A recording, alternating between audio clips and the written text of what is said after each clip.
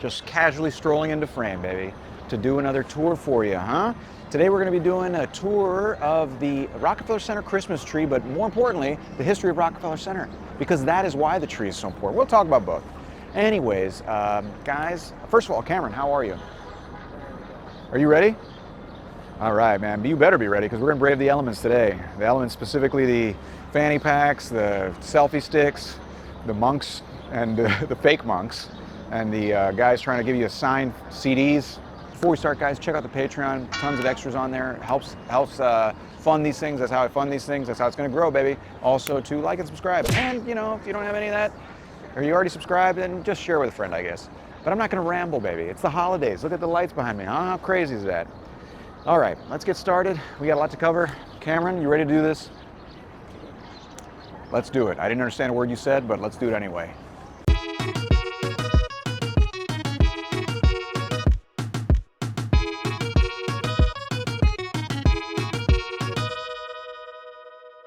Okay, so the tree and all that has to be a big event, epic thing, because the story and Rockefeller Center itself is an epic story and an epic building and an epic development. So the history of this area begins in 1624 when a man named Peter Minuit, who was the Director General of the Dutch West India Company, East India Company, he actually takes all the land north of the city and makes it Dutch common lands. So what happens is Columbia University comes to the state and is looking for money. You got to get some money for the school, right? The state says, you know what, we're not going to give you money, but we're going to give you this land that no one wants in the middle of the, island where no one lives. And that's what ended up happening. They're like, thanks a lot, thanks for nothing, but all right, cool. So then in the mid-1800s, 1850s, they actually end up selling out a piece of it to a guy named Archbishop John Hughes, who was the Archbishop and got St. Patrick's Cathedral, actually, to move here, right in front. Oh, yeah. And that land and that new cathedral, by the way, Archbishop John Hughes, very famous Irish archbishop, and not John Hughes, the director of, 16 Candles and Weird Science, you 80s freaks. He was much cooler. He was a priest. Made the area a lot nicer. It made it more interesting. People spent more money to live up here. So by the 1870s, there was brownstones and all kinds of things setting up around here. 203 brownstones, actually, on the acres that Columbia owned, including, the actual Rockefellers who lived just north of here. In fact, Vanderbilt Mansion was just a couple blocks north of here. Fifth Avenue was the cool place to be, so everyone wanted to live here, right? This land stays with Columbia University until there's some rumblings of the Metropolitan Opera House that are looking for a new opera house, and they want this land, huh? So they don't have the money to buy this, so they approach John D. Rockefeller Jr., who, by the way, isn't the businessman his dad was. His job was basically to spend his dad's money because he wasn't very savvy, but he was rich and he was a philanthropist. He funded lots of different things. And don't think that he was like a man with a heart of gold either, by the way. He once said about some acquaintances that he knew, they don't have much money, but they're a delight. In his defense, that's out of context. He could have been auditioning for a role of, out of touch, rich number 3. So who knows? But he gets involved. He buys up the land. And then what happens is, this is in the late 1920s. In October 1929, a little thing called the stock market crashes. Oh no! 90% of the stock market's value evaporates in just a matter of a couple years. So because of this, the Columbia University kind of says, you know what, hey, on second thought, let's get out of this. It was a pretty stupid idea. So he's left holding the bag on 22 acres of land and nothing to do with it. He decides to make it a commercial endeavor, but that had never been done to this scale before. Not for nothing, the Metropolitan Opera House later on, as the thing got developed, tried to weasel their way back in, and they felt bad for having left, and they're like, oh, they're having FOMO, I guess. They probably sent a text saying, hey, just thinking about you, hope everything is okay. Okay, anyways, this is why the Rockefeller Center started to develop. We're gonna go into the history and how it got built and how it got rented out and stuff as we keep moving. So let's do that. I gotta get out of here. There's tons of people here. I feel like I'm gonna get pickpocketed or something. How you doing? How you doing? All right, let's go.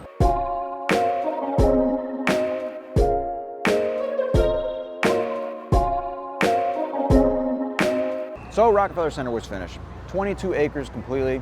That's a lot. 14 different buildings. It actually employed 40,000 people in constructing and running, etc. Pretty big project. What's crazy is also you see how much noise and craziness and chaos is here right now. This is during the holidays. Edna St. Vincent Millay, the famous poet who lived down in Greenwich Village, once said, in New York, you can see the noise. She forgot to add you could also smell it. Now, one of the issues they had initially with the Rockefeller Center was how are you going to rent all this space out? Who's going to actually do it, especially during the Great Depression? Hello. So one of the little stunts they did, this man named Hugh Robertson was actually in charge of renting out the space. He pitched this to Rockefeller. He said, why don't we name the buildings after different parts of the world, in Europe, for example, and have them kind of, through pride and syndicates, rent out the space to other businesses from their country. So for example, I'm standing in front of the British Empire building, and next to it is Le Maison Française, which is a French one. That's right. Je parle français et anglais. But they also have here to my left, you see this? I'm gonna turn here, Cam. Can you see that? This is the Palazzo d'Italia, which was the Italian building. Interesting fact, in the early 1930s, they actually sent a delegation over to Italy to pitch this to Benito Mussolini, A good man, Benito Mussolini. In fact, they actually put a big art piece above the door here. It was kind of in honor of Italy and Mussolini and all that. And they had to cover it up once the United States declared war on the Axis powers in 1941. Spoiler alert, the United States went to World War II, and they had to cover it up, and then eventually tear it down. And it was by Attilio Picarilli, actually, who designed a bunch of things around New York, including the USS Maine statue. I talked about him in the Audrey Munson video. There you go, watch that. But, they had to cover it up and tear it down. So, a tale as old as time. You get a cool gift from one of your friends, your friend becomes a fascist dictator, and then you got to throw it out. Go figure. That's happened to you, right, Cam? You got a nice, some earbuds or something, you're like, I got to get rid of these now. Over there, you can also see the tops of the International building, which initially was supposed to be the German building. And guess who they were going to pitch that to? In fact, they were building it before a certain chancellor came to power there. And once he did come to power, they're like, maybe this isn't such a good idea, but they kind of were waiting out to see what happened, and the rest is history. So they scrapped the idea of naming it the, no one wants to have their address be, 999 Hitler House, or whatever, Sorry, that was a little much. I think people were scared when I just did that behind me. So yeah, it was going to be the actual German building, the Deutsche House, they were going to name it. So, but they ended up filling it up, luckily. And Rockefeller name was pretty big in doing that, but this was a lot of space to rent out at a difficult time. And it was the largest construction, the largest private commercial construction project in history by just an individual dude. And these 14 buildings were actually named after Rockefeller at the behest of his team as well. They thought it would help get it rented. He didn't want his name on it. There was other ideas. They were going to call it Metropolitan Square, Radio City. I think they should have gone with Rocky 14, Rockefeller, 14 buildings. And interestingly enough, they pulled other stunts. So the contracts for a lot of the work on the buildings were used to get tenants as well. For the elevators, for example, was between Otis Elevators, and Westinghouse. Westinghouse, smartly, just went ahead and took out a lot of office space in Rockefeller Center. Right before they'd made the decision. Guess who got that contract? Westinghouse did. Oh, look at that.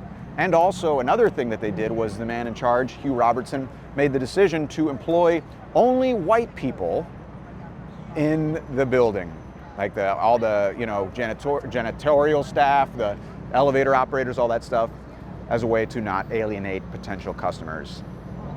That's right. Oh, it is Christmas, I guess. Back then it was always just a white Christmas, unfortunately.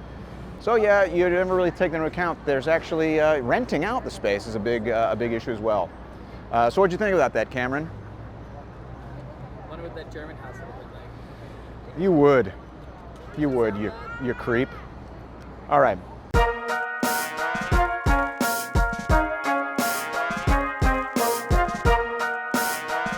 One of the drafting architects of Rockefeller Center, Hugh Ferris, once said, "Architecture never lies. It invariably expresses its age correctly." Just like me, I'm 28 years old. But this is an important part to talk about the architecture of Rockefeller Center. Now, first of all, in 1916, there were zoning laws, very important. These are like the first big zoning laws in the history of the United States passed here in New York, requiring buildings that were going to be at a certain height to go up and in. Remember, this is early on with skyscrapers. In fact, there's a building down in Lower Manhattan called the Equitable Building, which I covered in my Lower Manhattan video, that basically stole all the light from the area around it. It was just this big hulking mass, and everyone was pissed off, so they passed these laws basically requiring you to go up and in like a wedding cake. Oh, look at that. So any buildings you see in New York that go up and in like a wedding cake, owe it to that law, because that was in effect from 1916 to 1961. So you can see a lot of the buildings here go up like that. 30 Rockefeller Center right there, all those buildings. The other thing is the commercial concentration. Keep in mind, in 1913, you had things like the Woolworth building built, the Cathedral of Commerce, it was called. This beautiful architecture, this beautiful skyscraper just dedicated to commerce. This was a new thing. These palatial buildings dedicated to money, baby. Give me that sweet money. That was new. The last thing, and the most important thing, is Art Deco. Now, Art Deco was really kind of the style. Now, keep in mind, in the 1920s, there was so much building going on in New York. They say that there really wasn't a chance to kind of create a new style. It was just height and size. It wasn't until the late 1920s, early 1930s that Art Deco kind of came in. By then, the Depression was settling in, so it was kind of a short-lived heyday. But it owed itself to the 1925 L'Exposition des Arts Décoratifs in Paris, France, Paris, where they basically introduced this style of architecture in 1925. The U.S. didn't present anything there, but they sent their little agents, their little weasels, to check it out, and they saw it, and they're like, oh, this is pretty cool, let's go back. And then, obviously, the style doesn't pick up in the first year, whatever, it takes a little bit of time, and then buildings adopt it that are finished in the late 1920s, early 1930s. Look at that. So Art Deco is this is a good example of Art Deco. You see all the lines, all the like steel and like the shininess and angular. It's not the same as the Beaux-Arts that was popular in the 19-teens and the early 1900s. You see Grand Central Terminal, New York Public Library, lots of ornamentation, detail, very neoclassical, all that stuff. Importantly, I want to talk about the architects of this complex. Now, this was like a dream team of architects, by the way. They had like 8 different architects working on it, but 2 of the main ones are Raymond Hood and Wallace Harrison. Wallace Harrison famously was like the right hand to the Rockefellers throughout his life, but he was also the guy who designed like the UN, all these different things. And the other man was Raymond Hood, who supposedly spearheaded the whole thing. Raymond Hood, interesting story, he used to design radiator caps, and he was entered into a contest to design the Chicago Tribune building. He was picked up by a guy who saw his talent, joined his team, and won it. After that, this is in the 1920s, I think it was 1927. In 1929, he designs the American Radiator Building. One of my favorite buildings in New York. It's this cool one on Bryant Park. Really pretty building.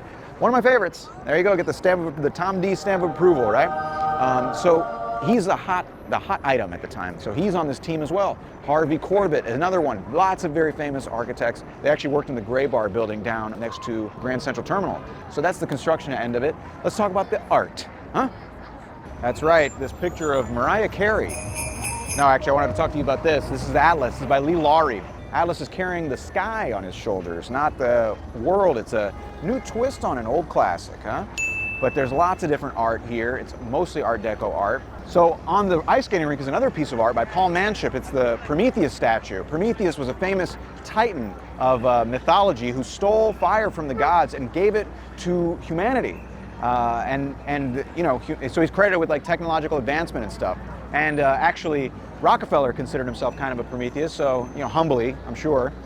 Interestingly enough, Prometheus was punished for his action by being strung up and having his liver eaten by birds every single day, only to be grown back just to be eaten by birds every single day.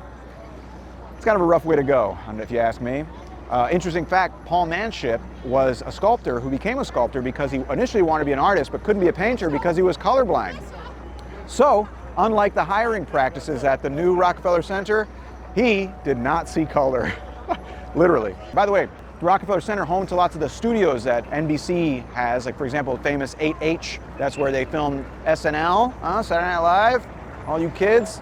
You also have The Tonight Show, where Jimmy Fallon is filmed here on the 6th floor, I believe. So you could go in there and watch him, play charades with Sydney Sweeney or, you know, Flip Cup with Channing Tatum. But, oh, I was going to talk about the Diego Rivera. So Diego Rivera was one of the most famous painters of the 20th century. Mexican guy, famously the partner of Frida Kahlo, huh? So this guy's hired to do his mural. He does it. Rockefeller sees it. There's a painting of Lennon on it. Not John Lennon like, I'm from Liverpool. Not that Lennon, but V.I. Lennon. So he has a painting of Lennon on there, and they're like, yeah, we don't want that. So they cover it up. And then they say to him, hey, you got to take this down, take that Lennon out, or, you know, whatever, or destroy it. He's like, I'm not taking it down. So they destroyed it. Crazy. Interestingly enough, they gave that commission to this guy named Jose Sert, who was a Spanish guy, actually. And eventually, you know, he painted it. He became a fascist. Literally. He actually sided with Franco in the Spanish Civil War. And that's who's got the painting there. So you can go see it now. Actually, there's a little part of it where you can still see guys doing the fascist salute, which is kind of nuts. So pretty crazy. Oh, hey, what's up, dude? Love your videos. Oh, thanks, man. The city. Awesome. Thanks. All right. So you can also go up 30 Rock as well. There's an observatory. 30 Rock's like 70 stories up, so you get a nice little view. In fact, that's where the famous Charles Ebbets photography of lunch atop a skyscraper was taken. You guys know that picture. Did you know that, Cameron? Pretty cool. I hate to break it to you, man, in the holiday season telling you Santa doesn't exist because that was staged. That photo was staged. So yeah, I gotta get out of here, man. This is really stressing me out. You have all these people, freaking Mariah Carey over my shoulder and Mariah Carey blaring on the speakers everywhere here. It's nuts. If I had a nickel for every time I heard Mariah Carey today, I'd be John D. Rockefeller. Huh? Maybe that's how Rockefeller made his money. Not oil, it was actually just making bets on how much he would hear Mariah Carey's freaking Christmas song. All right, it's a good song though. Make my wish come true, baby, all I want for Christmas is you. All right, so now I'm on the 6th Avenue side of Rockefeller Center, and right behind me is Radio City Music Hall. Oh, fancy. You guys may know it from like the Grammys, the Emmys. That was where Kanye West grabbed the mic from Taylor Swift and said, I'm gonna let you finish. I'm gonna let you finish, huh? You guys know that pop culture moment? That was like 15 years ago, I don't know. This is Radio City Music Hall. It's called Radio City Music Hall because that was the nickname for all of Rockefeller Center initially. It was called Radio City because RCA, NBC, they were the heads of radio for the whole country. Pretty interesting, huh? Look at that. Oh, you're learning something. What a shock. Radio City Music Hall was also home to a man named Samuel Rockefeller. He was actually the first kind of like entertainment impresario. He was hired from the Roxy Theater, which was named after him near Times Square, hired here to kind of, you know, lead its programming. It was his idea to put the Rockettes. They were actually named the Roxyettes initially, but it was switched to Rockettes later on, which are still around today. In the 1930s, they started the Christmas Spectacular, which you can see is going on right now. Let's go inside and interview some of the Rockettes, huh? What do you think, Cameron? I'm waiting for this whole life.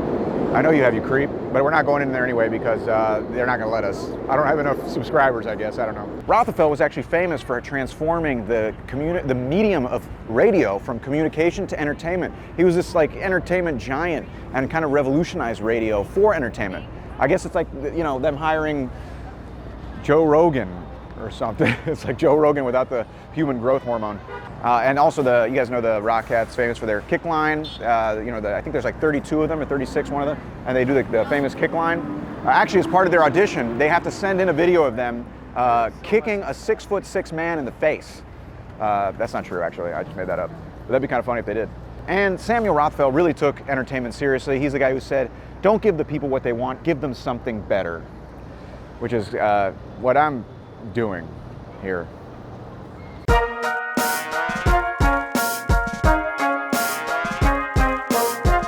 All right, so now this is what you guys all wanted to hear about. The freaking tree behind me. Look at that thing, huh? Well, here's the story. It's been happening since 1931 when they were actually building Rockefeller Center. It started actually as the construction workers pulling their money together to keep their spirits up for the holidays. 1931 was a pretty bad year, by the way. The Ford plant had just closed in Detroit, 75,000 people out of work. 64% of construction workers in New York had no jobs. It was kind of a wreck. This is Depression, remember, Great Depression. Not good. 1933 was the first lighting ceremony, and it's been kind of going on ever since. In fact, you can see it right there. You can't really get too close to it because, you know, they have like it roped off. You'd think it was a freaking Federal Reserve or Beyonce or something. You can't get close to it. There's security everywhere. But the biggest one ever was a 100-foot tall one in 1999. It was a good year. Down in the bottom here, you also have the ice skating rink, which has been happening since 1936. And what's interesting is that you have to pay money to go down there and skate, even though you're giving everyone around you a free show. They should be paying you. In fact, once I went on a first date here, and we were standing there, and a guy proposed to his girlfriend in the middle of the rink. No pressure. No pressure, Tom. You know, we couldn't even decide if we wanted to get tapas or not and freaking have some guy propose in his girlfriend. Anyways, I'm not bitter. There's a guy, his name is Eric Paz, who since 1988 has been with Rockefeller Center. He started out like volunteering during his college years, and then afterwards just worked with them, and that's his job every year, is just to find the tree. In fact, this past tree, he actually just saw in someone's property and went and knocked on their door and was like, hey, you're the McGinley family. Can we have this tree? And they agreed, and they obviously got paid, which is kind of funny. I don't know why there's not like a whole line of prank videos where people are just knocking on people's doors and be like, hey, can we saw down this tree? We're with Rockefeller Center. And people are like, yeah, sure.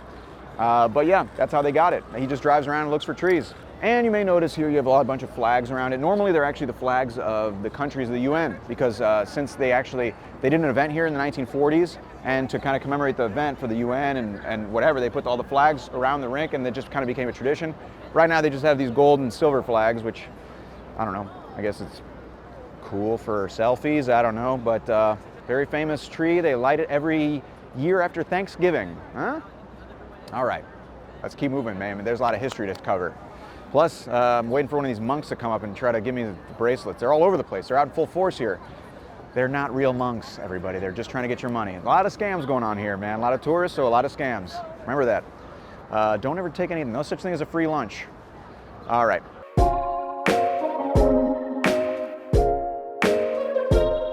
Oh, just casually looking at the lights really close up. But we made it through, man. We learned a ton about this area. I mean, who would have thought Rockefeller Center had such a history? I mean, you know the tree, you know the Christmas Spectacular and the Rockettes, but did you know all that? Look at that. We covered the history of the acquisition of the land. We covered the art, the architecture. You can't just spend, 25 minutes talking about the tree. There's more to it than that. Anyways, I'm rambling. Guys, if you enjoyed the video, like and subscribe. Guys, if you enjoyed the video, check out the Patreon. Guys, if you enjoyed the video, watch more, I guess. Cameron, do you learn something? I did. I want to watch 30 Rock. You want to watch 30 Rock, huh? All right, well, go ahead and plug an NBC show on this. All right, well, anyways, let's keep this moving. There are a lot of cops around me right now. It's creeping me out. So, all right, guys, thanks for watching. See y'all later. Sick. Go up the stairs, all right?